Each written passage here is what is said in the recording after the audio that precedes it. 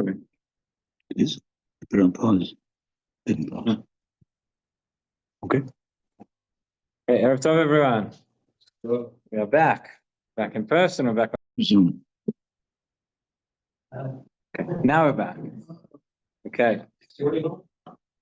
Yeah, now we're recording. Okay, so one of the challenges after what we've just experienced, and there are many, but to try and find a halachic framework, the right halachic framework in order to express thanksgiving, in order to mark what we've just had.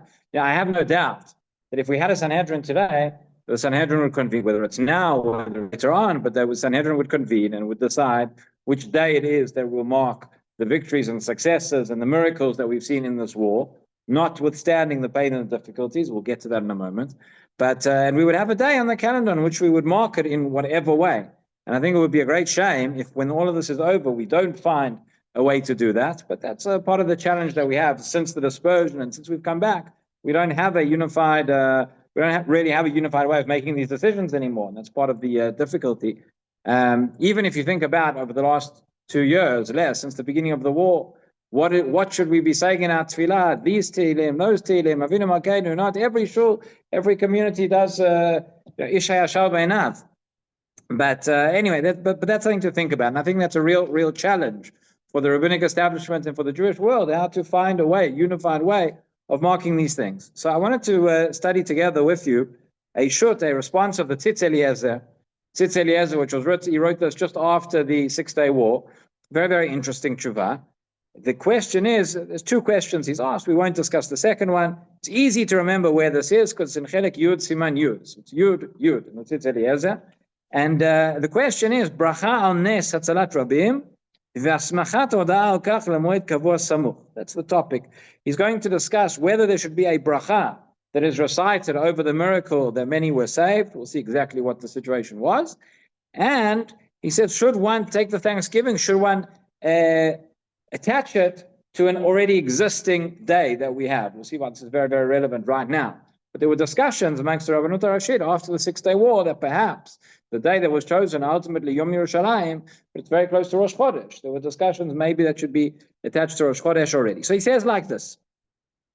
He says, I'm not sure exactly when this tshuva was written. It may have been later on.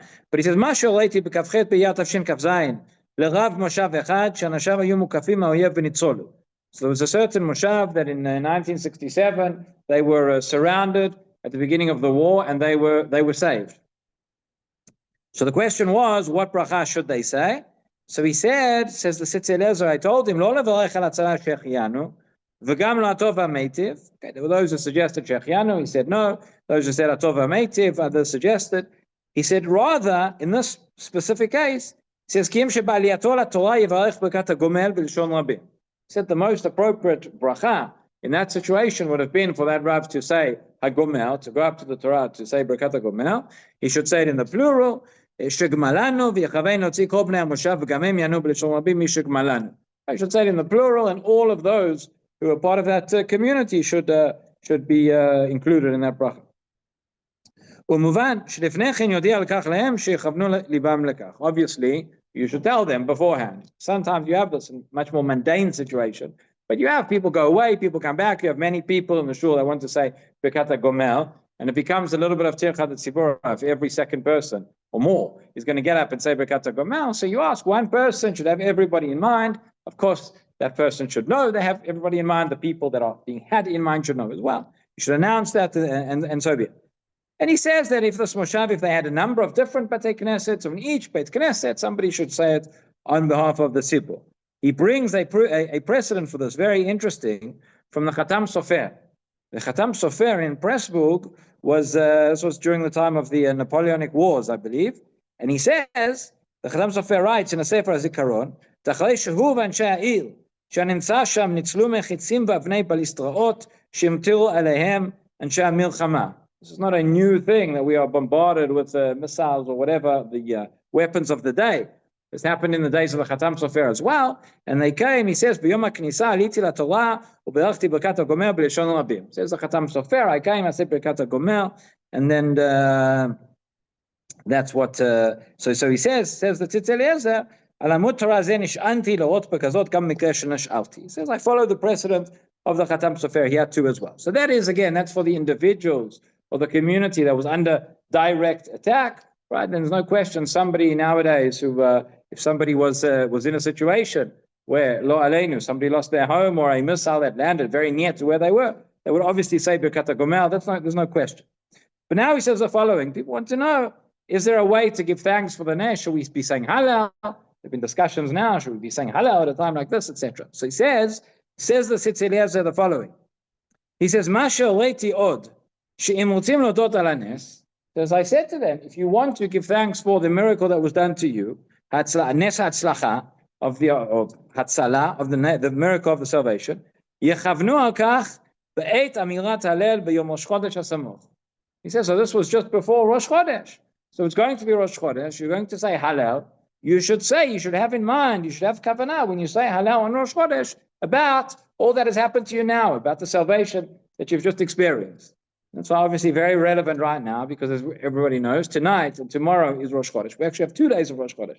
So if you forget to have in mind tomorrow morning about the Hatzalah right now, the Hallel, you can have it in mind on Friday as well. But that's something, I think, very, very relevant.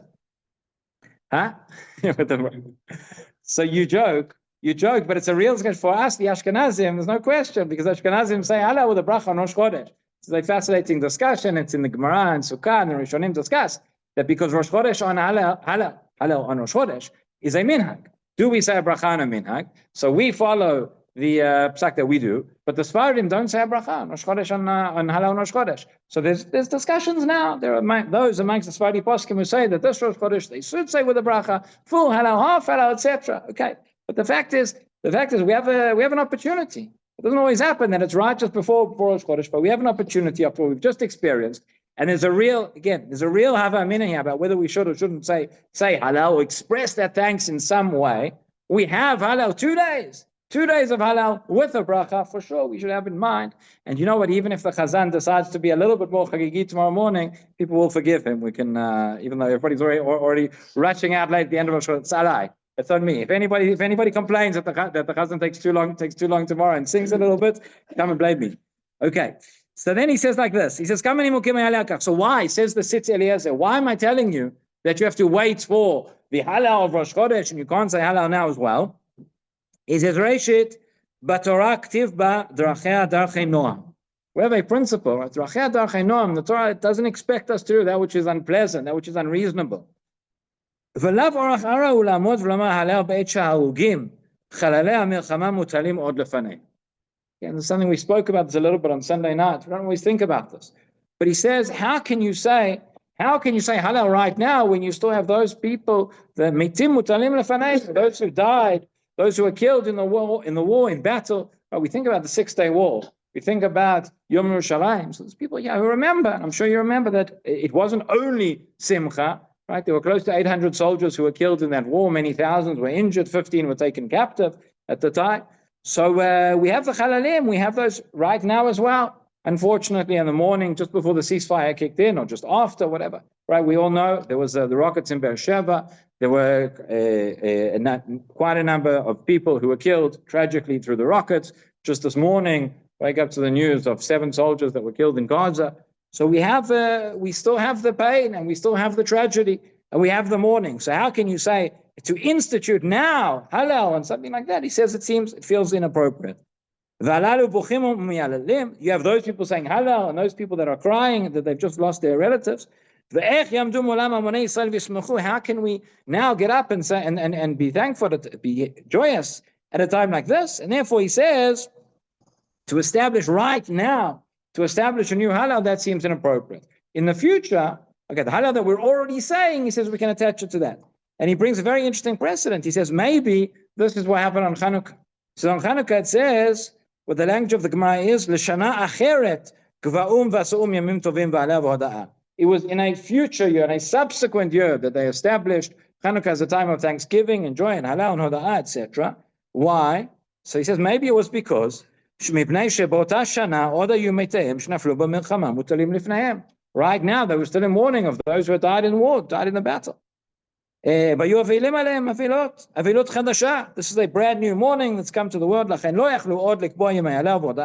They could not yet establish it as days of thanksgiving, days of halal, and therefore they had to wait. Okay, he goes on. We can talk some more tomorrow night about the other reasons and the other expressions that he gives as to why it is that it's not so simple to come and establish a new day in which to say halal with a bracha. But bottom line is we have a halal that we're already saying for Rosh Chodesh, and we should attach to that. We should have in mind about the Hatzalah and the Nisim that we have witnessed in our days as well. Rabbi Kenigsberg ben Akash Omer, Tzakash Baruch Hu Tzakot Yisrael,